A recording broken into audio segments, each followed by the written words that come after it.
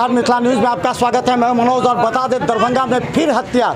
ये क्या हो रहा है? आखिर दरभंगा पुलिस कहाँ से हुई है? पूरा एडमिनिस्ट्रेशन, पूरा एक एक जनता करी है। दरभंगा में लॉ एंड ऑर्डर नाम की चीज़ नहीं है। हमारे साथ उज्जवल कुमार है, जानते होंगे इनके चेहरा, बड़ी विपत्ति में है। और आज जो ये घटना घटी है इनके भाई के साथ, निश्चित तौर पर निंदनीय है। क्या हुआ उज्जवल जी, क्या इस तरह? देखिए, आज मुहर्रम का त्यौहार था और हम ये सोचे थे कि जाएंगे काशी विश्वनाथ। 15 तारीख का टिकट हम, सुनील कक्का, धनंजय जी और माधव जी, क्या नाम है इनका, हम, सुनील कक्का, धनंजय जी और बैद्यनाथ शाह, 4 आदमी टिकट कटवाए और माधव जी को ही बोले कि चलेंगे हम लोग बाबा विश्वनाथ का पूजा करेंगे। और हम लहरियासराय आए, करीब 8:30 पौने 9 में वहाँ टिकट कटवाए और जा रहे थे तो हम और धनंजय जी मोटरसाइकिल पर थे। तो जो मातमी जुलूस है वो आप चंदन पट्टी में हो रहा था, तो हम लोग थोड़ा रुक गए। हम पूर्व मुखिया रहे हुए हैं रामभद्रपुर पंचायत का। तो उसके बाद जब गए हैं तो भोजन वोजन किए हैं और हमारे पिताजी और हम, और चूँकि आज बिहार में कुछ उथल पुथल हो रहा था, पॉलिटिकल राजनीतिक परिवार है हमारा, थोड़ा इंटरेस्ट है, तो टीवी पर में बैठे हुए थे। तो फिर खाना वाना करीब 11 बजे, 11:30 बजे, 11-12 के बीच में तो पिताजी उसको एक बार बोले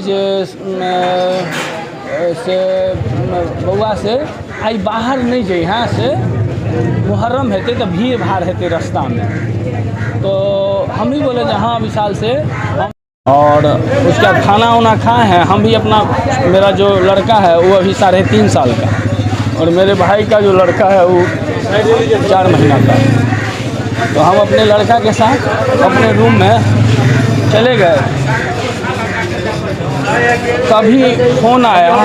उससे पहले, फ़ोन आने से पहले आ गया ये प्रिंस विशाल के साथ रहता है, गांव के ही जो वकील साहू जी हैं उनका एडॉप्टेड सन है, परिवार सन रह गया।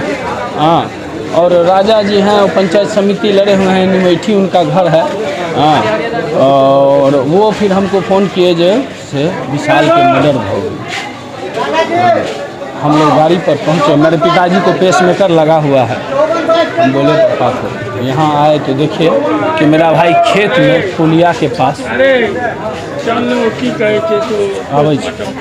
चले छी, तो पुलिया के पास में वो नीचे में था, रामभद्रपुर और अनार कोठी के बीच में जो हमारा घर है, गांव है, और उसके खेत में मतलब जो है सो पश्चिम साइड में वो गिरा हुआ था। गाड़ी भी उसका था। और उसके बाद उसको एक जो सामान उमान ढोने वाला छोटा सा पीला जो कहिए गाड़ी, उस पर हम लोग लाए हैं।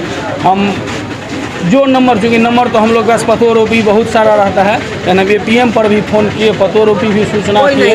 हाँ, और हम लोग जब तक आए तब तक नहीं, लेकिन वहाँ पर में गोली का हम लोग देखे, खोखा सब गिरा हुआ था। हम मोबाइल में फ़ोटो लिए और हमारे भाई का हत्या हो गया है।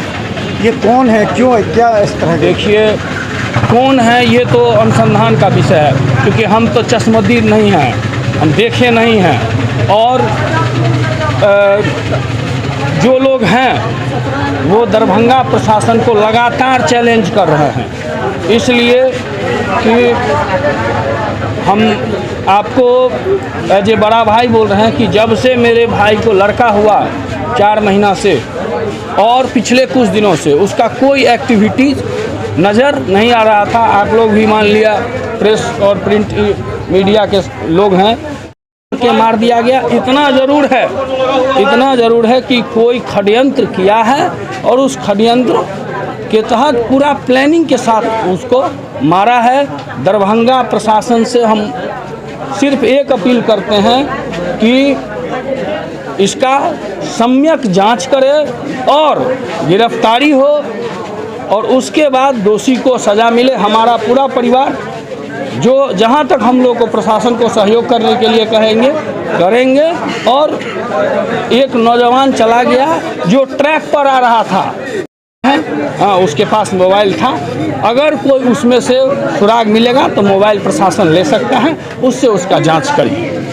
तो हम बता दें बड़ी खबर, एक जनप्रतिनिधि के रूप में उज्जवल कुमार काफ़ी ज़्यादा चर्चित रहे हैं प्रखंड स्तर पर कार्य करने में अपने मुखिया क्षेत्र में, लेकिन ये एक साजिश के तहत, जैसा इन्होंने कहा है कि उनके गांव के ही जो एक है जिनके यहाँ प्रिंस का नाम इन्होंने लिया है, जिन्होंने इस घटना को अंजाम दिया। और सबसे बड़ी बात है कि अब वो ट्रैक पर आ रहा था। कहा जाता है कि विशाल झा अब अपने जीवन में वापस लौट रहा था, आम लोगों के साथ बैठता था, बात करता था, 4 माह का बच्चा था।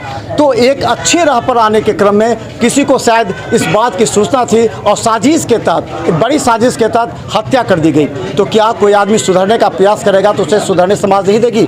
एक बड़ा सवाल है। और दरभंगा में हम बता दें पुलिस के लिए बड़ी चुनौती है, लगातार हत्या हो रहे हैं। 2 दिन पूर्व ही एक जो जमीन के कारोबार से जुड़े हुए एक व्यक्ति थे उसकी हत्या हो जाती है। लगातार दरभंगा में हत्या बढ़ रही है और पुलिस हाथ पर हाथ धरे बैठी है, कहती है कि हम अपराधियों को गिरफ्तार करेंगे, लेकिन अभी तक नहीं हो रहे हैं। देखते रहे बिहार में।